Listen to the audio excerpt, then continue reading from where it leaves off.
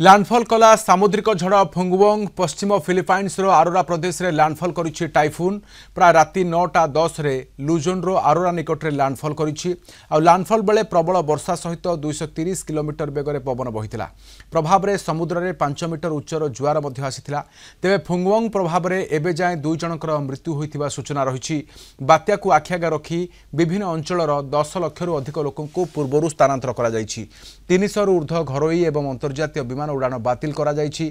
6600 रु ऊर्ध्व यात्री फसी रहिछन्ति आसंता काली स्कूल एवं कॉलेज को छुट्टी घोषणा करा जाइछि फुंगवोंग प्रभाव में पूर्वांचल में अनेक शहर एवं गाँव में विद्युत सेवा ठप होइछि प्रथमे कालमेघी झड़ तोफान कोपरे छारखार होइछि फिलिपाइन्स एवं 204 जनकर मृत्यु होइथिला 5 लाख रु अधिक लोक स्थानांतर होइथिले फिलिपाइन्स राष्ट्रपति फर्नांडिज मार्कोस जूनियर कालगामी रे होइथिबा क्षति एवं फुंगवोंग कारणर हेबाकु थिबा संभाव्य क्षति को आखिआगा रखी